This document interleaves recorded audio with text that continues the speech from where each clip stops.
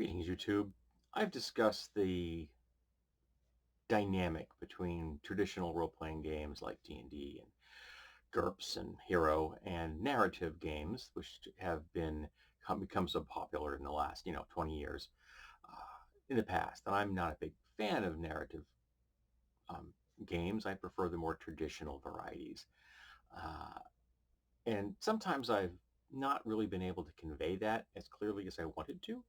So recently, some discussions on some boards, and I've been reading a lot of 5th edition stuff, and I do watch quite a few videos. The Gentleman Gamer brings up a lot of games that are very narrative in structure, and I often watch his build videos where he talks about building a character for a particular game, because I find his design aesthetic and his style rather interesting.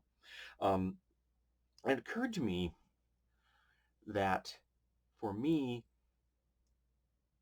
it comes down to the difference between playing an avatar and using a prop. Now I'm going to tell you what I mean by that.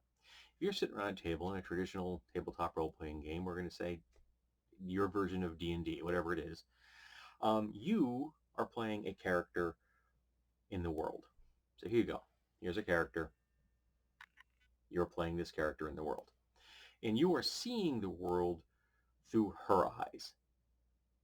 So if you could magically zoom your way into the world, you'd see a map of the world, you'd see the globe, and it would zoom, zoom, zoom, zoom, zoom, till all the way down you were inside the head of this character looking at the world through their eyes. She is your avatar in that world. She is you. Now I realize that in a lot of games you may be playing more than one character. For example, we often played back in the old AD&D days.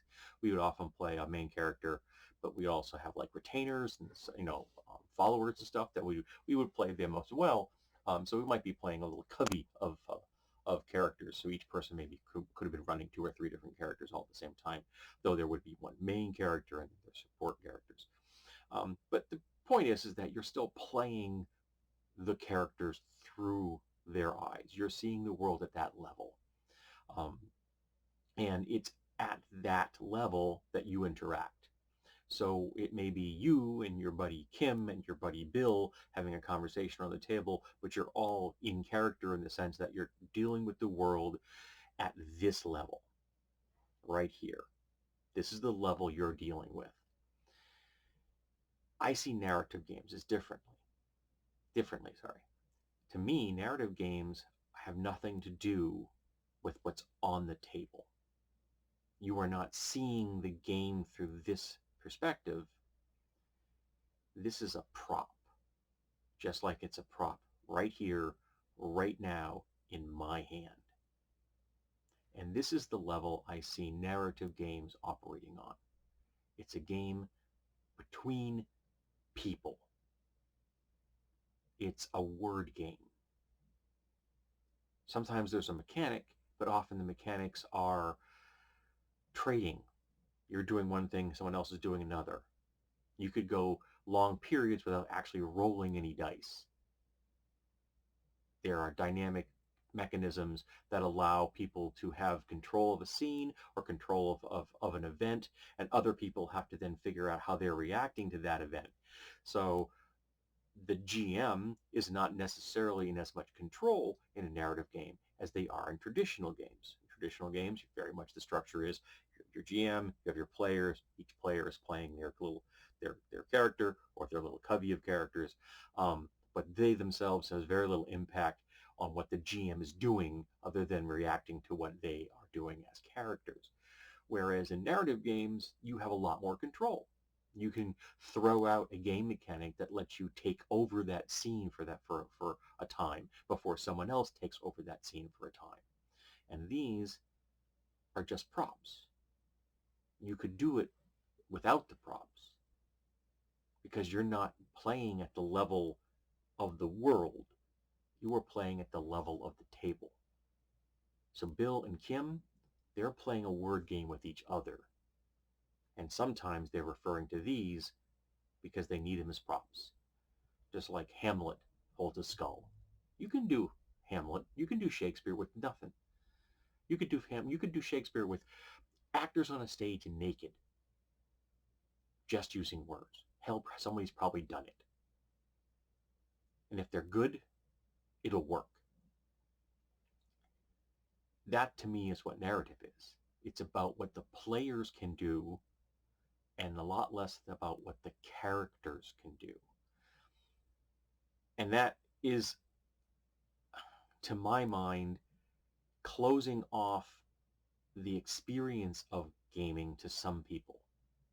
First of all, it's the fact that you may not like it. Okay, so that right there, that's not the big issue. The issue is that sometimes people play role-playing games the traditional style, like D&D, GURPS, or Hero, because their characters can do things that they can't, and the game mechanics allow their characters to do things that they can't.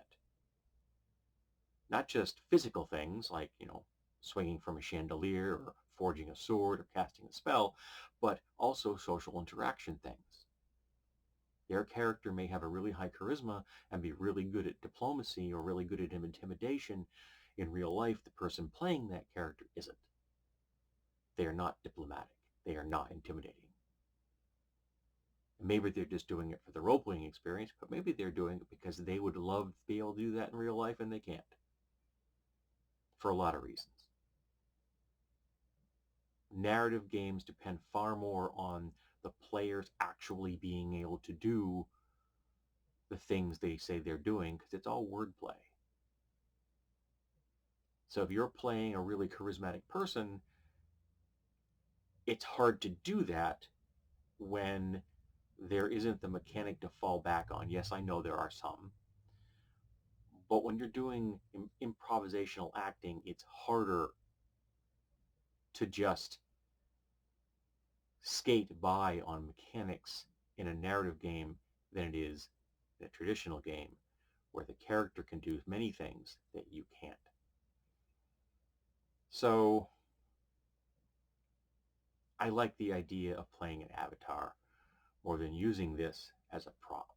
I have no problem using it here in the video, but I don't want to have this just be a prop. I don't want to play just word games around a table. Now, I've got nothing wrong against word games.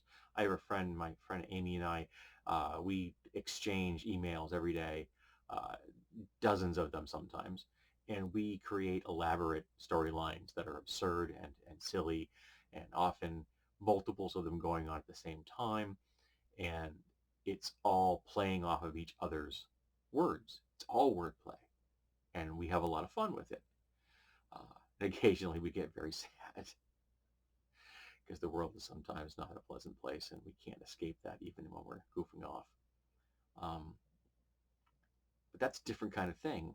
It isn't what I'm looking for in a tabletop game. And I see it as being fundamentally different. I'm not saying that narrative games aren't games, but I have to tell you that I don't think of them as role-playing games.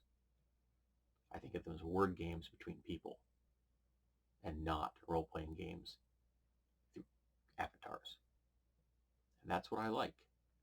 And I realize that there are people that really love narrative games. When narrative games really became popular, they were thrilled because that's what they've always wanted. And to my mind, much like when people say they love 4th edition, you didn't ever want to play D&D if you loved 4th edition. And if you love narrative games, you never wanted to play D&D either. And there's nothing wrong with that.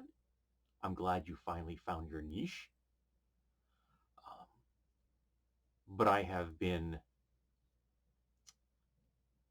looked down upon by both groups, as well as the OSR folks, because I want to play traditional real tabletop role-playing games. I don't want old school. I don't want 4th edition. I don't want narrative. I've seen a lot of gatekeeping and a lot of saying, oh, you're just playing that kind of thing, which is not good for our hobby. Gatekeeping is never healthy. I have been guilty of it myself, and I feel bad about it. I wish I hadn't, and I make an effort to not do it again. I strive not to be that kind of an ass. But I see a big difference between playing an avatar and using a character as a prop. And don't think it's bad that I see that difference. I don't think it's bad that I prefer one over the other. But having this kind of a narrative has helped me get it in my head a little bit better for why I like certain things and why I don't like certain things. So having definitions and understanding the boundaries of things is healthy. Boundaries aren't necessarily bad. There are healthy boundaries, boundaries that don't involve gatekeeping. They're just saying that I like this, I don't like that. You know, no king shaming. Um, So how do you view the difference between traditional tabletop role-playing games and narrative games? I'm interested because you may have a far better way of looking at it, and I may well adopt the position that you have if it makes sense to me, as I am open to people's suggestions and points of view because I've tried to become more open-minded as I get older. I know that's kind of rare. As people get older, they often become less open-minded, but I'm striving to become more open-minded. Um, there was an old saying that if you if you're not liberal when you're young, you have no heart, and if you're not conservative when you're older, you have no brain. But yeah, no, I don't believe that. I believe that you should always be progressive, and you should always be learning and striving and growing to be better and broader and a more understanding of the world.